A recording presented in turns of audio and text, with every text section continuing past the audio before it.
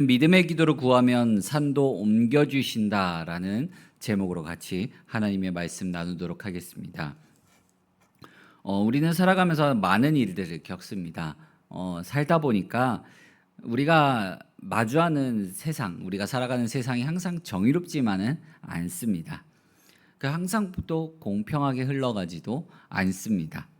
때때로는 삶 속에서 굉장히 뭔가 불공평한 대우를 받을 때도 있고요.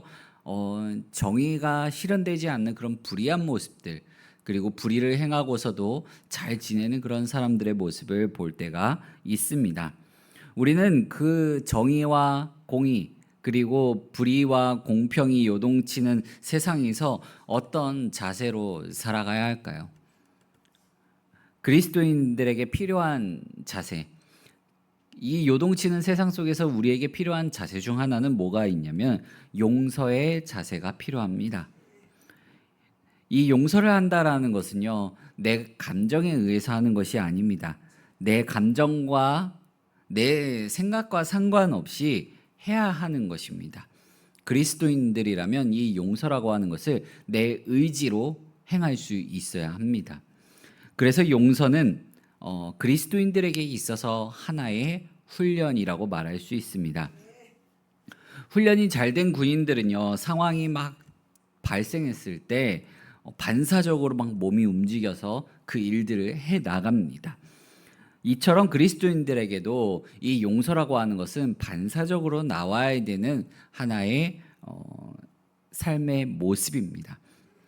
용서가 반사적으로 나오게 하려면 우리는 이 죄하고 사람을 분리시켜서 봐야 합니다. 죄와 사람을 분리시켜서 보지 않게 되면 우리가 용서하려고 하는 그 대상을 봤을 때 여전히 분노에 차 있고요.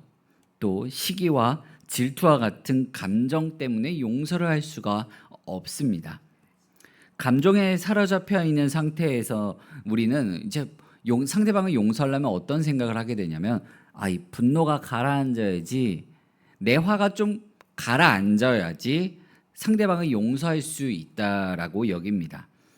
내 섭섭함이, 내 서운함이라는 이 감정이 사라져야지 내가 이 사람을 좀 바라보고 이제 살아갈 수 있겠다. 내 이 사람을 좀 용서할 수 있다라고 여깁니다. 하지만 이 상태에 머물러 있는 것은, 내가 화가 가라앉아야지 용서할 수 있다, 내 마음의 섭섭함이 사라져야지 용서할 수 있다라고 생각하는 것은 내 생각과 내 기준으로 선을 긋고 이쯤 되면 내가 용서해야지 생각하게 되는 것입니다. 용서에 대해서 내 생각과 내 감정에 의해서 선을 그어버리는 것은요, 교만입니다. 우리는 이런 교만하고 완고한 마음으로부터 벗어나야지만 하나님께서 받으실 만한 기도를 드릴 수가 있습니다. 그래서 오늘 우리가 읽은 말씀, 25절 말씀에서 이렇게 말씀합니다. 서서 기도할 때에 아무에게나 혐의가 있거든 용서하라. 그리하여야 하늘에 계신 너희 아버지께서도 너희 허물을 사하여 주시리라 하시니라. 사랑하는 성도 여러분, 교만하고 완고한 마음은 우리의 믿음의 기도를 가로막습니다. 이런 상태로는 하나님께서 받으실 만한 기도를 드릴 수가 없습니다. 왜냐하면 하나님은 우리를 불쌍히 여기셔서 우리의 모든 죄를 용서해 주셨는데, 우리가 그러한 하나님의 마음을 담지 못한다면, 우리를 불쌍히 여기셨던 그 하나님의 마음을 우리에게 가지지 다른 이를 불쌍히 여기는 마음을 우리가 가지지 못한다면 우리가 진실로 하나님을 믿는다고 말할 수 없기 때문에 그렇습니다. 우리가 참 그리스도인이라는 사실을 세상 가운데 나타내려면 기도의 능력이 우리의 삶 속에 있어야 하는데, 하나님의 한량없는 은혜, 끝이 없는 그 긍휼하심, 불쌍히 여김을 받은 사람처럼 행동하고 생각하지 않는다면 하나님도 우리를 불쌍히 여기시지 않겠다라는 말씀입니다. 그 말은 뭐냐면 더 이상 우리의 기도를, 우리의 말을, 우리의 신음소리에 응답하지 않겠다라는 뜻입니다. 마태복음 18장 35절 말씀을 보면 너희가 각각 마음으로부터 형제를 용서하지 아니하면 나의 하늘 아버지께서도 너희에게 이와 같이 하시리라 라고 말씀합니다.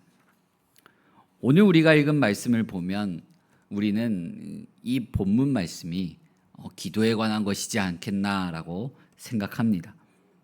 하지만 질문의 시작은 베드로가 예수님께 주님, 무화과 나무가 말랐습니다 라는 것으로 시작합니다.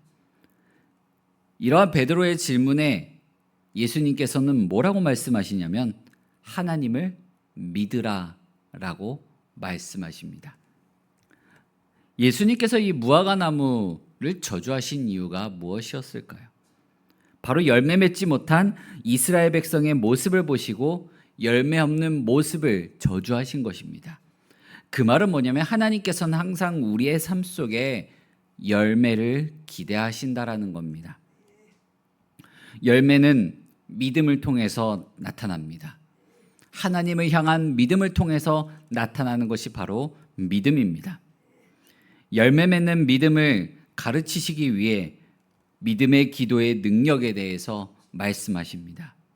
하나님께 기도하고 구하는 것은 이미 받은 줄로 확신하는 것이 믿음이라고 합니다. 성도의 기도는 하나님이 주신 은혜의 수단, 우리가 그리스도인임을 나타내는 능력입니다.